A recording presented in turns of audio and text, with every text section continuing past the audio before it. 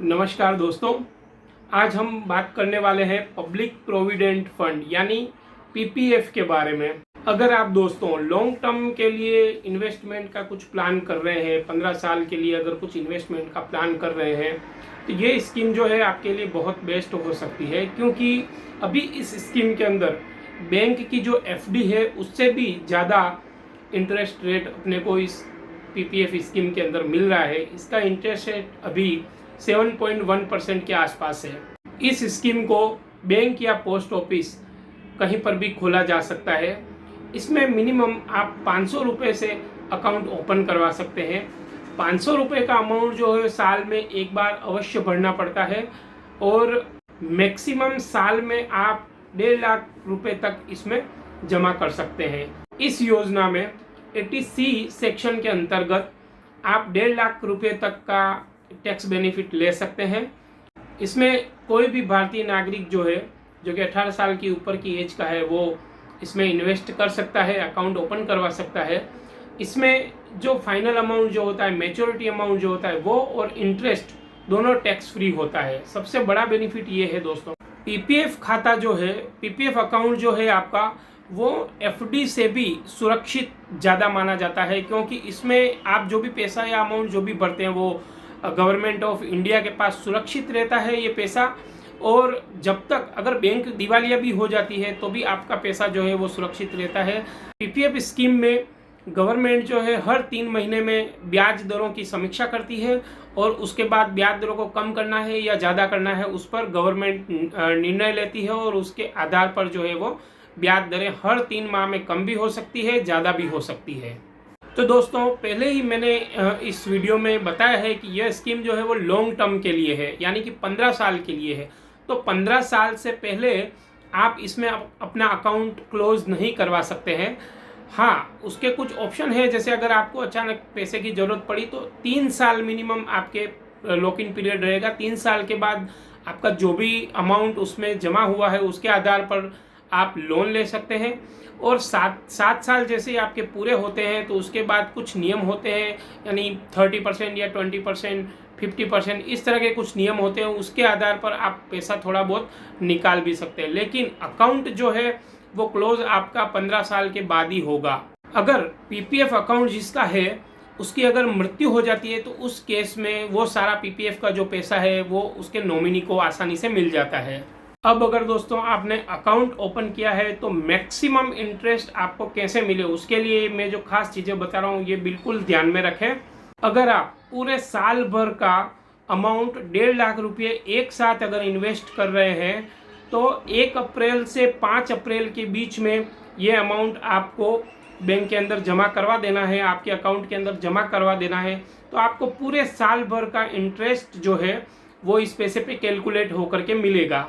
और हाँ दोस्तों, अगर आप हर महीने थोड़ा थोड़ा अमाउंट अगर आप जमा कर रहे हैं तो हर महीने की 1 से 5 तारीख के बीच में आप ये अकाउंट जमा कर दें, ताकि आपको उस महीने का पूरा इंटरेस्ट मिले।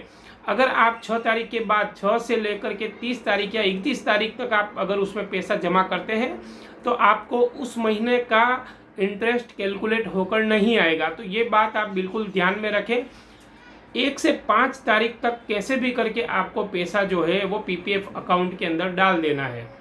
दूसरी एक चीज़ दोस्तों है इसमें कि आप एक व्यक्ति जो है एक से ज़्यादा पीपीएफ अकाउंट ओपन नहीं करवा सकता है, वो इलीगल है।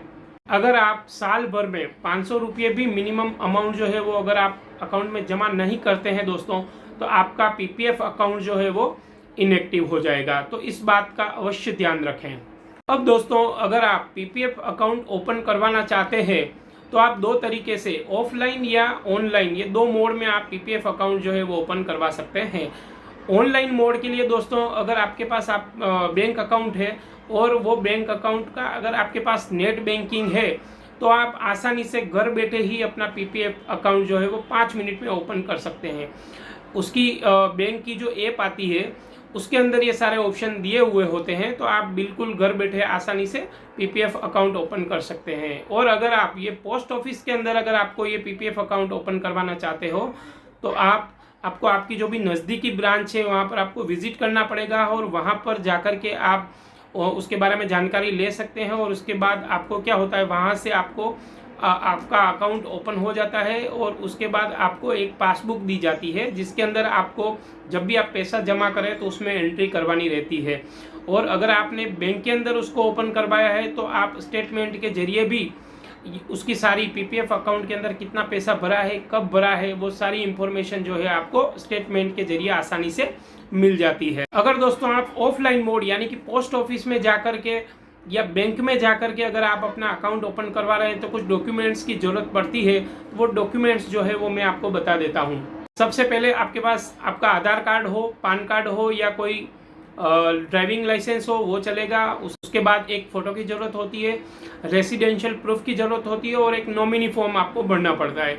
तो इन सब चीज़ों के बाद आपका तुरंत जो है अकाउंट ओपन हो जाता है। पीपीएफ अकाउंट कौन कौन खुलवा सकता है, कौन कौन ओपन करवा सकता है, उसके बारे में आपको कुछ चीज़ें बता देता हूँ। अगर दोस्तों आप भारतीय नागरिक हैं और आपकी उम्र 18 साल की है तो आप बिल्कुल ये अकाउंट आप अपने नाम से ओपन करवा सकते हैं। अगर एप्लीकेंट 18 साल से कम उम्र का है यानी कि माइनर है तो उस एप्लीकेशन के पीछे उसके गार्डियन का यानी कि उसके पेरेंट्स का नाम ऐड होगा और इन दोनों का मिला करके आप सालाना 1.5 लाख रुपए तक उसमें इन्वेस्ट कर सकते हैं। तो चक्रवृद्धि ब्याज जो है दोस्तों इसमें मिलता है, कंपाउंड रिटर्न मिलता है, उसकी वजह से इसमें आपको सबसे ज़्यादा इंटरेस्ट और बेनिफिट अर्न कर सकते हैं।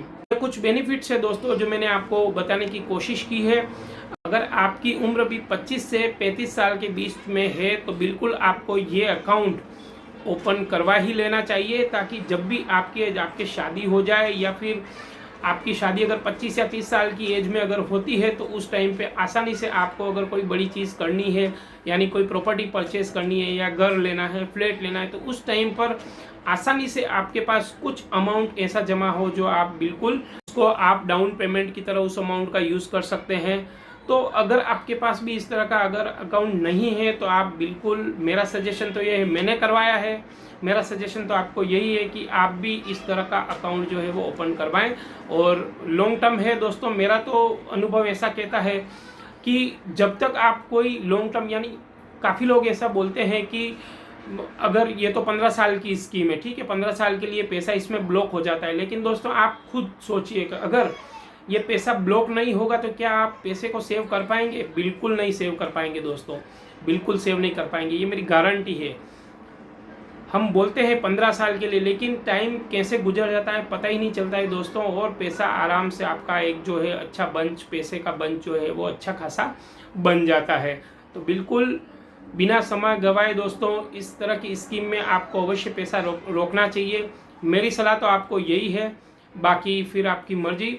अगर दोस्तों इन्वेस्टमेंट से रिलेटेड मेरा ये वीडियो अगर आपको पसंद आया हो तो एक लाइक ज़रूर कर दीजिएगा, मेरे चैनल को ज़रूर सब्सक्राइब कर दीजिएगा। मैं आगे से आगे और अच्छे अच्छे वीडियोस इस पर लेकर के आने वाला हूँ, तो आप बिल्कुल मेरे वीडियोस देखते रहिए, लाइक कीजिए, सब्सक्राइब कीजिए और हमेशा अपनी लाइफ में इन्वेस्टमेंट ज़रूर करते रहिए, ताकि आपका फ्यूचर और ज़्यादा से ज़्यादा सेफ बने, अच्छे रहें, खुश रहें। धन्यवाद। जय हिंद, जय भारत।